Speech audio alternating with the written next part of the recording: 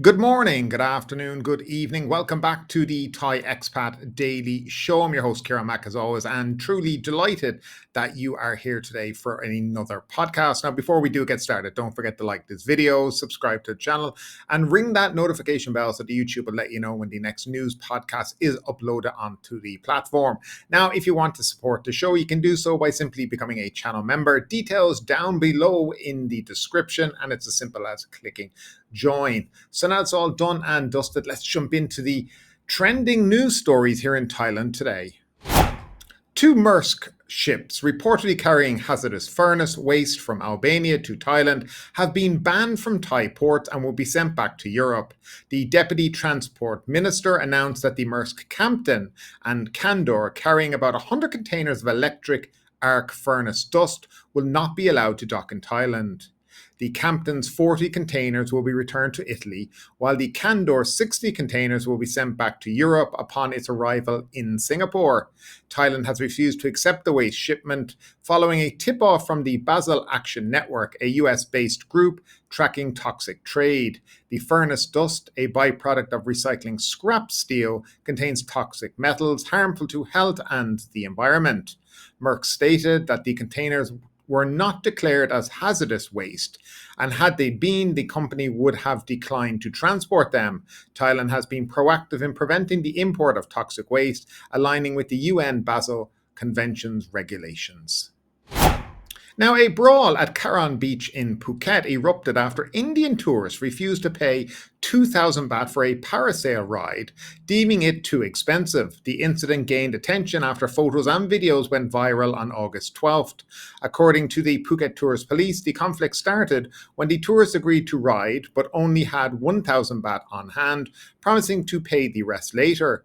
After the ride, they complained it was too short and refused to pay the full amount. The situation escalated when one of the tourists knocked the phone out of the operator's hand, leading to a scuffle. No legal action was taken, but the operator warned others to be cautious with similar situations. The incident highlighted potential communication issues between tourists and locals. Local authorities are monitoring the situation to prevent future conflicts.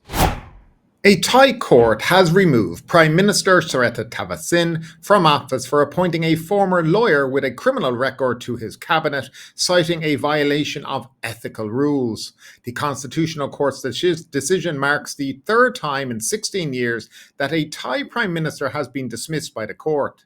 Srettha, who has been in power for less than a year, will be replaced by an interim leader until a new Prime Minister is elected by Parliament. The court ruled 5-4 against Srettha, and the decision is final. The case was brought by 40 senators objecting to Mr. Thavisin's appointment of Pishet Chuban, who had been jailed for attempted bribery. Srettha from the Pheu Thai party became prime minister despite his party not winning the most seats in the last election. The election saw the reformist Move Forward party blocked from forming a government, leading to a coalition led by Pheu Thai. This ruling adds to the ongoing political uncertainty in Thailand, which has experienced multiple coups, the last in 2014. The court recently dissolved the Move Forward party and banned its leaders from politics for 10 years. Well, yet another dismissal of a prime minister by the Constitutional Court here in the country. It's very, very sad, I think, and I think it doesn't bode well for Thailand's future politically and even on the international stage. I know Thailand have been trying to get a lot of international investment, and these kind of things certainly do not give confidence to people who would be looking to invest here in the country. So I think that's the first thing that we said. Now, just to clarify a couple of things, Prime Minister Srettha Thavisin now is no longer Prime Minister. Also, the cabinet, the government as such, has been removed as well. So we no longer have a government. We will have a caretaker prime minister and a caretaker government until a new prime minister is elected in Parliament. Also, to clarify, the candidates for that will be the prime ministerial candidates that were nominated at the beginning of the initial Parliament a few months ago, or last year, when we had a general election. So that includes Paetongtarn Shinawatra, another another leader of the Pheu Thai party, Anatan Charvakul, Prayut Chanacha, and Prawit Wongsawang, both generals from the previous coup. Now, Prayut probably won't be nominated because he's a Privy Council member now, so he would be precluded from being a prime minister and holding that position. So that will have him out. They're talking a lot about Anotan, but it seems strange. I don't think Pheu Thai would be too happy to have the most seats in the government as such, 200 odd seats, while the Bumjai Thai party have only 70. And they would have the leader of their party, the prime minister. Seems a very odd situation, a very bizarre situation for the country, I think, as well. And I don't think it would be a very stable government under that. Is there a chance there could be a general election? I'm not quite sure. I don't think anybody particularly has the stomach for a general election at the moment.